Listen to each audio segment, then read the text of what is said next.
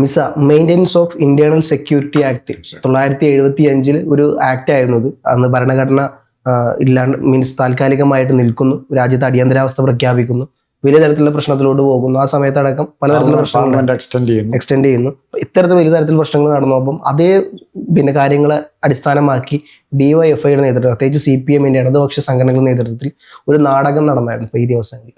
അതാണ് ഇപ്പോൾ കേരള രാഷ്ട്രീയത്തിൽ വലിയ തരത്തിലുള്ള ചർച്ചാ വിഷയമായിട്ടുള്ളത്. അതിന്റെ പ്രത്യേക ഭാഗങ്ങൾ അടർത്തിയെടുത്തുകൊണ്ട് ഇല്ലാത്ത കാര്യങ്ങൾ പ്രചരിപ്പിച്ചു എന്നുള്ള തരത്തിലുള്ള വാർത്തകളൊക്കെ പുറത്തു വരുന്നത്. അപ്പോൾ ഡിവൈഎഫ്ഐ അതിന്റെ ഭാഗമായിക്കൊണ്ട് ആ ഫുൾ ഡോക്യുമെന്റ് നാടകം ഒരിക്കൽ കൂടി എല്ലാ ജനങ്ങൾക്കും മുമ്പിൽ അവതരിപ്പിക്കാൻ അവർ വീണ്ടും രംഗത്തിറങ്ങുന്നു എന്നുള്ളത് വലിയ രാഷ്ട്രീയം വരുന്നുണ്ട്. ഇതിലിപ്പം പല കാര്യങ്ങളും പറയുന്നുണ്ട്. അടിയന്തരാവസ്ഥയിലെ ഭീകരതകൾ മാത്രമല്ല, RSSന്റെ അന്ന് മുതൽ ഇന്ന് വരെയുള്ള പല കാര്യങ്ങളും പറയുന്നുണ്ട്. RSS എങ്ങനെയൊക്കെയാണ് RSSന് മാറ്റം വന്നത് എന്നുള്ളതും പിൽക്കാലത്ത് പല കാര്യങ്ങൾ പറയാണ്ട് പറഞ്ഞു പോകുന്ന, രാഷ്ട്രീയം പറയുന്ന കൃത്യമായിട്ടുള്ള ഒരു ഡ്രാമ തന്നെയാണത്. അപ്പൊ അതിനെതിരെ വലിയ തരത്തിലുള്ള പ്രതിഷേധം വരുന്നു. അതിന് ചില ഭാഗങ്ങൾ മാത്രം കട്ട് ചെയ്തുകൊണ്ട് സമൂഹത്തിൽ പ്രചരിപ്പിക്കുന്നു എന്നൊക്കെയാണ് ഡിവൈഎഫ്ഐ പറയുന്നത്. അപ്പൊ അതിന്റെ ഭാഗമായി ഒരിക്കൽ കൂടി ആ പ്രസന്റേഷൻ ഡ്രാമ ഒരിക്കൽ കൂടി കളിക്കാൻ അവർ തയ്യാറാകുന്നു എന്നുള്ള തരത്തിലുള്ള കാര്യങ്ങൾ പോകുന്നുണ്ട്. എങ്ങനെയാണ് സാർ ഈ മിസ്സെ ശരിക്കും കാണുന്നത്? എന്താണ് ഇതിന്റെ ഒരു സത്യാവസ്ഥ? മിസ്സ എന്ന് പറയുന്നത് ഇന്ദിരാഗാന്ധി സമർത്ഥമായിട്ട് ഉപയോഗിച്ചൊരു ആയുധമാണ്. വളരെ പ്രധാനപ്പെട്ട വകുപ്പുകൾ അറസ്റ്റ് ചെയ്ത, ജാമ്യം പോലും കൊടുക്കാതെ വേണം അറസ്റ്റ് ചെയ്തിടാം. അതിനവർ പറഞ്ഞ അന്ന് രാജ്യം നേരിടുന്ന വെല്ലുവിളി, ഇന്നിപ്പം BJP പറയുന്നുണ്ട് ഫെറ ഫെസ എന്നൊക്കെ പറഞ്ഞാൽ ഇന്നെന്താ വെല്ലുവിളി. അതുപോലെ തന്നെ അന്ന് കോൺഗ്രസും പറഞ്ഞിരുന്നു രാജ്യം ആഭ്യന്തര സുരക്ഷിതത്വം വെല്ലുവിളിക്കപ്പെടുന്നു, നമ്മുടെ അത് പ്രൊട്ടക്റ്റ് ചെയ്യണം, അതിനെതിരായി പ്രവർത്തിക്കുന്നവരെ ക്രൂരമായി അടിച്ചമർത്തും എന്ന് പറഞ്ഞാണ് മിസ്സ എന്ന് പറഞ്ഞ. അപ്പോൾ മിസ്സയ്ക്കെതിരായി പരസ്യമായി അന്ന് സമരത്തിൻ്റെ രംഗത്ത് വന്നത് മെയിനായിട്ട് വിദ്യാർത്ഥികൾ, ഗുജറാത്തിലെ വിദ്യാർത്ഥികൾ അടിയന്തരാവസ്ഥ കാലത്തിന് മുമ്പ്. പിന്നെ വന്നത് നേതാവായിട്ട് വന്ന് ജയപ്രകാശ് നാരായണനാണ്. കാരണം അന്നത്തെ നിലവിലുള്ള രാഷ്ട്രീയ നേതാക്കന്മാരെ വിദ്യാർത്ഥികൾക്ക് ഇപ്പോഴത്തെ ജെൻസിയുടെ ഒരു സമരത്തിൻ്റെ മോഡലാണ്. അന്ന് നിലവിലുണ്ടായിരുന്ന പല രാഷ്ട്രീയ നേതാക്കന്മാരെയും CPM-ന്റെയും അല്ലെ കമ്മ്യൂണിസ്റ്റ് പാർട്ടിയുടെയും സോഷ്യലിസ്റ്റ് പാർട്ടിയുടെയും ഒക്കെ നേതാക്കന്മാരെ പിള്ളേർക്ക് വിശ്വാസമില്ലായിരുന്നു. സംഘടനാ കോൺഗ്രസ് 3 വിഭാഗം ഉണ്ടായിരുന്നു. സോഷ്യലിസ്റ്റ് പാർട്ടി, സംഘടനാ കോൺഗ്രസിൻ്റെ മൊറാർജി ദേശായി വിഭാഗം, സംഘടനാ കോൺഗ്രസ്, CPM. ഇവരെ വിശ്വാസമില്ലാത്ത അവസ്ഥയിൽ കുട്ടികൾ സമരം തുടങ്ങി. അത് പുറകോട്ട് വരാൻ പറ്റാത്ത അവസ്ഥ വന്നു. പക്ഷെ അതിന് ലീഡർഷിപ്പ് കൊടുക്കാനായിട്ട് ഇവിടെ ഒരു വാങ്ങിച്ചു വന്നില്ലേ, അതുപോലെ ലീഡർഷിപ്പ് കൊടുക്കാനായിട്ട് ജയപ്രകാശ് നാരായണൻ രംഗത്ത് വരികയാണ്. അന്ന് ജയപ്രകാശിൻ്റെ ഒപ്പം സഹപ്രവർത്തകരായിട്ട് കൂടിയ വേറെ ആൾക്കാരുണ്ട്. അതിൽ പ്രധാനപ്പെട്ട ഒരാൾ ലല്ലു പ്രസാദ് യാദവ് ആയിരുന്നു. ബീഹാർ മുഖ്യമന്ത്രിയായി RJDയുടെ തലവനാണ്. ഈ ലല്ലു പ്രസാദ് ആ ആവേശം എന്തുമാത്രം ഉണ്ടെന്ന് അറിയണമെങ്കിൽ ലല്ലു പ്രസാദിൻ്റെ മകൾക്ക് ഇട്ട പേര്, അന്ന് അവരൊക്കെ ഒരു 10-40 വയസ്സുള്ള സമയമാണ്, അവർക്കിട്ട പേര് എന്ന് പറയുന്നത് മിസ്സ എന്നുള്ള പേരാണ് ഇട്ടത്. അത്രയ്ക്ക് മാത്രം ആവേശത്തോടെയാണ് അടിയന്തരാവസ്ഥയ്ക്കും മിസ്സയ്ക്കെതിരായിട്ട് അവരൊക്കെ സമരം ചെയ്തത്. ഇപ്പോഴും ലല്ലു പ്രസാദിന്റെ ജയിലിലാണ്. അന്നും പല പ്രാവശ്യം ജയിലിൽ പോയി. ഇന്ന് അഴിമതിക്ക് വേണ്ടി പോയി, അന്ന് അടിയന്തരാവസ്ഥയ്ക്കെതിരെ സമരത്തിന് വേണ്ടി. അപ്പോൾ ഈ രാഷ്ട്രീയത്തിൻ്റെ മാറ്റം, ഈ ഒരു നേതാവിൻ്റെ 2 ജയിൽവാസം പഠിച്ചാൽ നമുക്ക് മനസ്സിലാവും എങ്ങനെ ഇവർ കറപ്റ്റായി കഴിഞ്ഞാൽ അപ്പോഴേ ജയിച്ചു. ഇവിടെ മിസ്സ എന്നുള്ളതുകൊണ്ട് സ്നേഹലത റെഡ്ഡി എന്ന് പറഞ്ഞ ഒരു സ്ത്രീ ഉണ്ടായിരുന്നു. സ്ത്രീയിലെ നാടക അല്ലെ കലാരംഗത്ത്, നാട്യരംഗത്ത് സജീവമായിട്ട് പ്രവർത്തിക്കുന്ന, കർണാടക സാഹിത്യ അക്കാദമിയിലൊക്കെ സജീവ പ്രവർത്തകയായിരുന്നു സ്നേഹലത റെഡ്ഡി. അവരുടെ സഹപ്രവർത്തകൻ നാഗരാജമൂർത്തി, അദ്ദേഹത്തെ എനിക്കറിയാം. അവിടെ 1-2 വേറെ ചെറിയ പരിപാടികളിൽ പോയിട്ടുണ്ട്. ഇത് കഴിഞ്ഞിട്ട് സ്നേഹലത റെഡ്ഡി കോട്ടയത്ത് വന്നിട്ടുണ്ട്. ഞങ്ങളുടെ ഒരു മീറ്റിംഗ് സംസാരിക്കാനായിട്ട് കോട്ടയത്ത് വന്നിട്ടുണ്ട്. അവരെ ജോർജ് ഫെർണാണ്ടസുമായിട്ട് ഏറ്റെടുത്ത ആളായിരുന്നു അവർ, സോഷ്യലിസ്റ്റ് പാർട്ടി. പിന്നെ അതിൻ്റെ അകത്ത് വന്ന് പെട്ടുപോയത് ബറോഡ ഡൈനാമിക് കേസ് എന്ന് പറഞ്ഞ് ഒരു സംഭവം ഉണ്ടായി. അതിൽ പലരെയും പ്രതികളാക്കാൻ കോൺഗ്രസ് ശ്രമിച്ചു.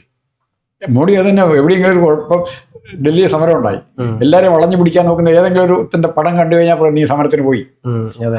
അതെ, ടാക്ടിക്സ് അടിച്ചമർത്തുന്ന അല്ലെ ജനാധിപത്യത്തെ ബഹുമാനിക്കാത്ത എല്ലാ ഭരണകൂടങ്ങളെയും ഫാസിസ്റ്റ് സ്വഭാവം ആർജിച്ചു കഴിഞ്ഞാൽ അടിച്ചമർത്തലാണ് അവരുടെ മെയിൻ നയം. അവർക്കെതിരായ ഏത് വിമർശനത്തെയും അതിൽ അക്കാര്യത്തിൽ ട്രംപും മോഡിയും പിണറായി വിജയനും എല്ലാം ഒറ്റക്കെട്ട. കോൺഗ്രസ് ഒരു ചെറിയ കാലഘട്ടം, അടിയന്തരാവസ്ഥയുടെ കാലഘട്ടം, അതിൻ്റെ വേറെ വിശദീകരണമുണ്ട്. ആ കാലഘട്ടത്തിൽ കോൺഗ്രസിന് അവരുടെ ധാർമ്മിക ശക്തി നഷ്ടപ്പെട്ടു.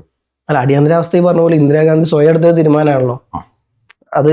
ഞാൻ ആ വിഷയത്തോടെ പൂർണ്ണമായിട്ടും ഇന്ദിരാഗാന്ധി എടുത്ത കാര്യത്തോട് തെറ്റാണത്. അത് തെറ്റാണെന്ന് കോൺഗ്രസ്സുകാർക്ക് തന്നെ പിന്നീട് മനസ്സിലായി. ഇപ്പൊ അതിനെപ്പറ്റി അവർ മിണ്ടിയുള്ളൂ. സോണിയാഗാന്ധിയും പോലും മിണ്ടിയല്ലോ അടിയന്തരാവസ്ഥ ശരിയായിരുന്നു പറയും. പക്ഷെ അന്ന് അവരത് എടുത്തത് കൊണ്ട് ഉണ്ടായ അവർക്കുള്ള നഷ്ടം ഭയങ്കരമാണ്.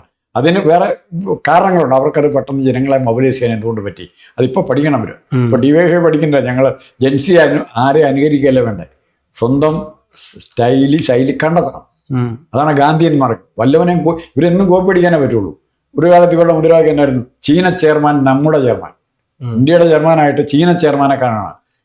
വിയറ്റ്നാമിൽ ചെന്നിട്ട് അങ്ങനെ വിളിക്കാൻ പറ്റും. ഹോച്ചിമിനുള്ളപ്പോൾ അപ്പോൾ വിയറ്റ്നാമിൽ ഏതെങ്കിലും കമ്മ്യൂണിസ്റ്റുകാരൻ വിളിക്കുമോ? ചീന ചെയർമാൻ നമ്മുടെ ചെയർമാനെ വിളിക്കും. എന്തിനും ഉത്തര കൊറിയ വിളിക്കുകയല്ലോ, തല കൊയ്യുകൾ ചെയ്യും. ഇവിടെ മാത്രം ഈ അടിമ മനസ്സ് ഇവിടുത്തെ അണികളിൽ കുത്തിവെച്ച് അങ്ങനെ ആക്കിയെടുത്തു. എത്ര അവകാശം മതിലുകളൊക്കെ എഴുതി വെച്ചു. ചീന ചെയർമാൻ, അതിൻ്റെ മുകളിൽ എഴുതും തോക്കിൻ കൊള്ളിയുടെ അധികാരം മാവോസത്തിൽ. പിന്നെ ചീന ചെയർമാൻ നമ്മുടെ ചെയർമാൻ. അതായത് ഇന്ത്യൻ കൾച്ചറിന് പറ്റാത്ത രീതി, ഇവിടുത്തെ പറ്റുന്ന രീതിയിൽ ഒരു സമരപരിപാടി ഫോം ചെയ്തെടുക്കാൻ നമുക്ക് പറ്റിയില്ല. അതിനൊക്കെ എത്ര നന്നായിട്ട് കർഷക സമരങ്ങൾ നടന്നിട്ടുണ്ട്. തിക്കായത്തിൻ്റെ സമരം, നാരായണസ്വാമി, നഞ്ചുണ്ടസ്വാമി, ഇങ്ങനെ കുറേ കർഷക സംഘം നേതാക്കളുണ്ടായി. അവരെ അതാത് ഗവൺമെൻറ്റുകളെ അതാത് കാലത്ത് പിടിച്ചുലയ്ക്കാൻ അവർക്ക് പറ്റി. ഇവിടെ ഏത് സമരത്തിനാണ് പറ്റിയത്? വേറെ DYFI SFI സമരം ചെയ്താൽ വേറെ ജലപീരങ്കിന് കുറേ വെള്ളം പോയി കിട്ടുമെന്നുള്ള വേറെ യാതൊരു മെച്ചമില്ല. അതിനപ്പുറത്തേക്ക് പോവുകയില്ല ഒരു ദിവസത്തേക്കുണ്ട്. അപ്പോൾ ഇവരുടെ ആ ട്രേഡ് യൂണിയൻ സ്പിരിറ്റ്, അല്ലെങ്കിൽ തൊഴിലാളി വർഗ സ്പിരിറ്റ് കൈമോശം വന്നു ആദ്യം തന്നെ. അത് കുറച്ചുകൂടി അറിയണമെങ്കിൽ അടുത്ത കാലത്ത് നടത്തിയ ഒരു 10 ദിവസത്തേക്കുള്ളിൽ നടത്തിയ തൊഴിലാളി സമരം പറയാം. സംഘടിത മേഖലയിലെ തൊഴിലാളികൾ 10 ദിവസത്തേക്കുള്ളിൽ സമരം ചെയ്ത ഇൻസ്റ്റൻസ് പറയാമോ? എന്തേ പ്രശ്നങ്ങളില്ലാത്തതുകൊണ്ട്, മീൻസ് അവർ രംഗത്തിറങ്ങാത്തത് കൊണ്ടാണെന്ന് അറിയാം.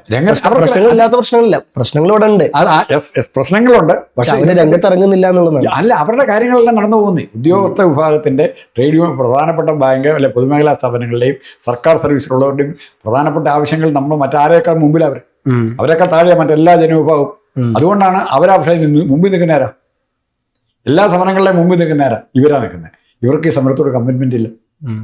ഇപ്പോൾ DA കുടിശ്ശിക 3 മാസം 4 മാസം വന്നു, ലക്ഷക്കണക്കിന് രൂപ കിട്ടാനുള്ള കോളേജെത്തിയവരുണ്ട്. അവരൊന്നും സമരത്തിന് പോകുന്നില്ല, എപ്പോഴെങ്കിലും കിട്ടിയാൽ മതി, അല്ലാതെ തന്നെ അവർക്ക് സാലറി ഉണ്ട്. അതേസമയം ഈ DA കുടിശ്ശിക അവരുടെ ജീവിത പ്രശ്നമായിരുന്നെങ്കിലോ ഇറങ്ങുമായിരുന്നു. അപ്പോൾ അങ്ങനെ തൊഴിലാളി വർഗത്തിലുണ്ടായ അവിടെ ഒരു വന്ധ്യവൽക്കരണം നടന്നു. അത് ആരാണ് നടത്തിയത്? അത് CPM-നും അല്ലെ ട്രേഡ് യൂണിയൻ പ്രസ്ഥാനത്തിന്റെ നേതാക്കന്മാർക്കുണ്ട്. ഈ മിസ എന്ന് പറയുന്ന ഈ ഡ്രാമയെ, ഈ നാടകത്തെ ഇത്രത്തോളം ഭയപ്പെടേണ്ട ഒരു ആവശ്യം എന്താ? ഇതിപ്പോ വലിയ തരത്തിൽ ചർച്ചാ വിഷയമാകുന്നു. പല സംഘപരിവാർ പേജുകളും ഒരുപക്ഷെ കോൺഗ്രസ്സുകാർ പോലും ഇതിനെ എതിർക്കുന്നു എന്നുള്ള തരത്തിലാണ് അവർ പറയുന്നത്. കോൺഗ്രസ്സുകാർ എതിർക്കും. കാരണം 975 സ്വാഭാവികമായിട്ട് കോൺഗ്രസിനെതിരെയുള്ള ഒരു സാധനം തന്നെ കാണിക്കുന്നത്. പിന്നെ സംഘപരിവാർ അവിടുന്ന് അങ്ങോട്ട് ഇതുവരെ 2026 വരെ കഥകൾ അതിൽ പറയുന്നുണ്ട് എന്നുള്ള നാടകത്തിൽ. അതിന്റെ കാരണം പ്രത്യേകിച്ച് 2002 ഗുജറാത്ത് കലാപത്തിന്റെ പല കാര്യങ്ങൾ അതിൽ മെൻഷൻ ചെയ്ത് പോകുന്നുണ്ട്, പല കാര്യങ്ങൾ അതിൽ പറഞ്ഞു പോകുന്നുണ്ട്. അപ്പം സംഘപരിവാറും RSSും BJPയും കോൺഗ്രസ് ഒക്കെ എടുത്ത പല രാഷ്ട്രീയ കാഴ്ചപ്പാടുകൾ, സംഘപരിവാർ അതിനെ എതിർത്ത് വരാനുള്ള ഏറ്റവും പ്രധാനപ്പെട്ട കാരണം കോൺഗ്രസിനെതിരായി സംഘപരിവാർ ഉപയോഗിക്കുന്ന ഏറ്റവും പ്രധാനപ്പെട്ട രാഷ്ട്രീയ ആയുധം പണ്ട് അടിയന്തരാവസ്ഥ കൊണ്ടുവന്നുള്ളതാണ്. അത് ഇപ്പോഴും മോദി പാർലമെന്റിൽ പറയുന്ന സാധനം തന്നെയാണ്. അതിൽ സംഘപരിവാർ ഇപ്പോഴും അത് തന്നെയാണ് ചെയ്യുന്നതെന്ന് പറയുമ്പോൾ, ഇന്ദിരാഗാന്ധിയുടെ പരിപാടി തന്നെയാണ് സംഘപരിവാറും ചെയ്യുന്നതെന്ന് പറയുമ്പോൾ പിന്നെ ആയുധം ഉപയോഗിക്കാൻ അതിന് മൂർച്ച കുറയും. അതാണ് മെയിൻ ആയുധം. അതിന്റെ മൂർച്ച കുറയാന്നാണ് സംഘപരിവാർ ഇഷ്ടപ്പെടില്ല. അതുകൊണ്ട് തന്നെ ഇവരുടെ നിലപാടുകൾ എതിർക്കും. അന്ന് കണക്കെടുക്കാൻ, ഇപ്പോൾ ജയിലിൽ കിടന്ന ദിവസത്തിന്റെ കണക്കെടുക്കാൻ ഏറ്റവും കൂടുതൽ ആൾക്കാർ ജയിലിൽ പോയത് BJPയുടെ ആൾക്കാരാണ്. സംഘപരിവാറൊന്നും അത്ര പോയിട്ടില്ല. BJP ആയിട്ട് ബന്ധപ്പെട്ട പ്രവർത്തകർ, ജനസംഘമായിട്ട് ബന്ധപ്പെട്ടവർ അവരാ പോയി. അന്ന് ഏറ്റവും കൂടുതൽ ജനസംഘത്തിന്റെ ആൾക്കാരാണ്. കാരണം അന്ന് അവരെ ടാർഗറ്റ് ചെയ്തിട്ടാണ് ഇവരെ മൊത്തം പരിപാടി. അവരും പിന്നെ സോഷ്യലിസ്റ്റ് പാർട്ടി. അതിന് എനിക്ക് തോന്നുന്നു അതിന് ശേഷമാണ് 975 ശേഷം നടന്ന ഇലക്ഷനിൽ ഇന്ദിരാഗാന്ധി തോൽക്കുന്ന സോഷ്യലിസ്റ്റ് പാർട്ടി. കോൺഗ്രസിൽ നല്ല വിഭാഗം ഉണ്ടായിരുന്നു. കോൺഗ്രസിലെ 975 ശേഷം രാഷ്ട്രീയം നോക്കുകയാണെങ്കിൽ എനിക്ക് പലപ്പോഴും തോന്നിയിട്ടുണ്ട് ഇന്ത്യൻ രാഷ്ട്രീയത്തിന്റെ ഒരു കോൺഗ്രസിന്റെ തളർച്ച കാണുന്നത് അവിടെ മുതലാണ്. പക്ഷെ അന്ന് കേരളത്തിലാണ് ഇവർക്ക് ഏറ്റവും വലിയ സീറ്റ് കിട്ടിയത്. 976-77 സീറ്റിൽ ഈ പറഞ്ഞ പോലെ കർണാടകന്റെ 100 സീറ്റിന്റെ മുകളിൽ സീറ്റുമായി ബന്ധപ്പെട്ട് എല്ലായിടത്തും തകർന്ന് തരിപ്പണായപ്പോൾ കേരളത്തിൽ ഇവർ വളർന്നു വന്നു കോൺഗ്രസ്. അതിന്റെ കാരണം എന്താ? അത് ഞാൻ പലപ്പോഴും നോക്കിയിട്ടുണ്ട്. കാരണം എല്ലായിടത്തും ഇത് എഫക്ട് ചെയ്തിട്ടുണ്ട്, കേരളത്തിൽ എഫക്ട്. പക്ഷെ എന്തുകൊണ്ട് കേരളത്തിൽ ഒരു വളർന്നു? ഇതിൽ ഇപ്പൊ ഞാൻ DA കുടിശ്ശിക വന്നിട്ടും സമരം ചെയ്യുന്നില്ല എന്ന് പറഞ്ഞതുപോലെ തന്നെ ഡയറക്റ്റ് ആയിട്ട് എഫക്ട് നമ്മളെ ബാധിക്കാൻ തുടങ്ങുമ്പോൾ മാത്രമേ നമ്മൾ റിട്ടോർട്ട് ചെയ്യൂ. ഇവിടെ കാര്യമായ അടിച്ചമർത്തൽ, അതായത് കേരളത്തിൽ വല്ലാതെ ബാധിച്ചിട്ടില്ല. അവിടെ MV രാഘവന് അടി കിട്ടി, പിണറായി വിജയൻ അടി കിട്ടി എന്ന് പറയുന്നുണ്ട്, അറിയത്തില്ല. ഇവിടെ തോമസ് ഐസക്കിനെ കൊണ്ട് അടി കിട്ടിയിട്ടുണ്ട്. തോമസ് ഐസക്കിനെ ഒരു വണ്ടിയെ കൊണ്ടുപോയി നടന്ന് മർദ്ദിച്ചു, അത്ര മാത്രമേ ഉള്ളൂ. അതിന് ഒരു ദിവസത്തേക്ക്. പിന്നെ തോമസ് ഐസക്കിനെ സമരത്തിനും കണ്ടിട്ടില്ല. സാറിന് അന്ന് എത്ര വയസ്സായിരിക്കും ഈ 75 ഇതിൽ നടക്കുമ്പോൾ? 23 വയസ്സായി. 23 വയസ്സ്. അന്ന് ഓർത്തെടുക്കാൻ പറ്റുന്ന എന്തെങ്കിലും കാര്യമുണ്ട് ഈ അടിയന്തരാവസ്ഥ കേരളത്തിൽ നടക്കുമ്പോൾ? കേരളത്തിൽ നടക്കുമ്പോൾ ഏറ്റവും പ്രധാനം CPM-ന്റെ ഒളിച്ചുകളിയാണ്. എടുത്തങ്ങോട്ട് പറയാം. ഞങ്ങൾ മഹാരാജ് കോളേജിലെ പിള്ളേർ അന്ന് അടിയന്തരാവസ്ഥ കാലത്ത്, അതിന് സാർ കോളേജിൽ പഠിക്കുന്ന സമയമാണ്. അപ്പോൾ പഠിക്കുന്ന സമയം അടിയന്തരാവസ്ഥ കാലത്ത് 75-76 കാലഘട്ടത്തിൽ മഹാരാജ് കോളേജിൽ നിന്നും സെക്കൻഡ് ഷോ സിനിമയ്ക്ക് പോകും. ബാച്ചായിട്ട് പോകും. ഞങ്ങൾ 10-20 PSFIക്കാരുണ്ട്. ഞങ്ങൾ കോൺഗ്രസ് പരിവർത്തനവാദികൾ എന്ന സംഘടനയാണ്. പിന്നെ സോഷ്യലിസ്റ്റ് പാർട്ടിയുടെ കുറച്ച് പ്രവർത്തകരുണ്ട്. ഞാൻ കോൺഗ്രസ് പരിവർത്തനവാദികൾ. അപ്പോൾ എന്നിട്ട് ഞങ്ങൾ എൻ്റെ പരിപാടി എന്ന് പറഞ്ഞാൽ ചുമരെഴുത്തുണ്ട്. രണ്ടാമത്തെ കാര്യം, ഈ ഇന്ദിരാഗാന്ധി ന്യൂസ് റീലുണ്ടെന്ന് സിനിമ ഇടയ്ക്ക് ഇന്ദിരാഗാന്ധി പ്രസംഗിക്കുന്ന ഇപ്പോൾ വീണ്ടും തുടങ്ങിയിട്ടുണ്ടെന്ന് തോന്നുന്നു. ഇന്ദിരാഗാന്ധി ന്യൂസ് റീലിൽ കാണിക്കും ഇന്ദിര നമ്മളെല്ലാം യോജിച്ചത് കാരണം ഇന്ത്യയാണ് പറഞ്ഞാൽ ഇപ്പം മോഡിയുടെ പ്രസംഗം കൂട്ടിയാൽ മതി, ഇന്ദിരാഗാന്ധി പ്രസംഗിക്കുന്നതായിട്ട് കൂട്ടിയാൽ മതി രാജ്യസ്നേഹത്തെ കുറിച്ചൊക്കെ. അപ്പം ഞങ്ങൾ ഇന്ദിരാഗാന്ധിയുടെ മുഖം കാണുമ്പോഴേ ഒരു 2-3 പേര് ഒരു ഭാഗത്തിരുന്ന് മുദ്രാവാക്യം വിളിക്കും തിയേറ്ററിൽ ഇഷ്ടത്ത്. അവരങ്ങനെ മുദ്രാവാക്യം ഇന്ദിരാഗാന്ധി മുർദാബാദ്, അടിയന്തരാവസ്ഥ അറബിക്കടലിൽ, ഇന്ത്യയുടെ അടിയന്തരം തൊലയട്ടെ എന്നൊക്കെ പറഞ്ഞ അങ്ങനത്തെ മുദ്രാവാക്യങ്ങൾ 2 മിനിറ്റ്. അപ്പോഴത്തേക്ക് അവിടെ നിന്ന് ഇവിടുന്ന് എല്ലാം പോലീസോ മറ്റോ ആൾക്കാരോ കയറി ഞങ്ങൾ അപ്പോഴേ ഇരുട്ടത്ത്. അത് SFIക്കാരും ഉണ്ടായിരുന്നു. 2 ദിവസം കഴിഞ്ഞപ്പോൾ SFIക്കാർ വരാതെ മുദ്രാവാക്യം വിളിക്കും. എന്തുകൊണ്ടാണ് പിന്നെ ഞങ്ങൾ അറിഞ്ഞു. എന്നാൽ ഇപ്പോൾ പറയുന്നില്ല.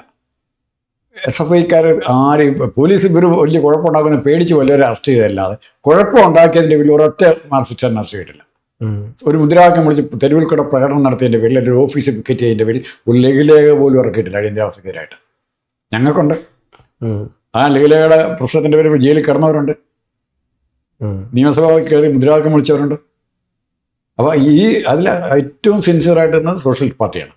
ഇത്തിരി ജോർജ് ഫെർണാണ്ടസിൻ്റെ ഗ്രൂപ്പ് ഇത്തിരി അക്രമവാസന കാണിച്ചു.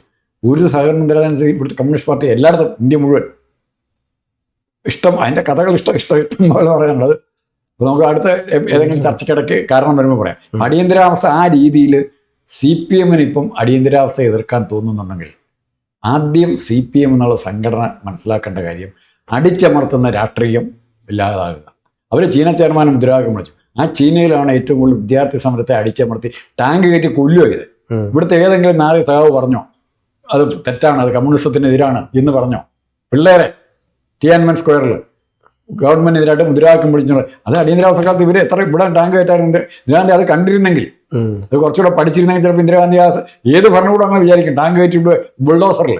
യോഗി ആദിത്യനാഥിന്റെ ഏറ്റവും വലിയ ചിഹ്നം എന്നാ? ബുൾഡോസർ. അപ്പൊ ആ മെന്റാലിറ്റി ബിൽഡപ്പ് ചെയ്യും. ഇവിടെ അത് ഉണ്ടായേനെ. പക്ഷെ ദൗർഭാഗ്യവശാൽ ചില കാര്യങ്ങൾ കരുണാകരനെ എത്ര കുറ്റം പറയുമ്പോഴും സ്വല്പം ജനാധിപത്യ ബോധം ഉണ്ടായിരുന്നു. കുറച്ചൊക്കെ ആരെ ഉപദ്രവിക്കരുന്നുള്ള ബോധം ഉണ്ടായിരുന്നു. പിന്നെ അയാളെ വ്യക്തിപരമായിട്ട് അറ്റാക്ക് ചെയ്ത കേസുകളിൽ നേരെ മറിച്ചുള്ള റിയാക്ഷൻ ഉണ്ടാവും. അത്രേ ഉള്ളൂ.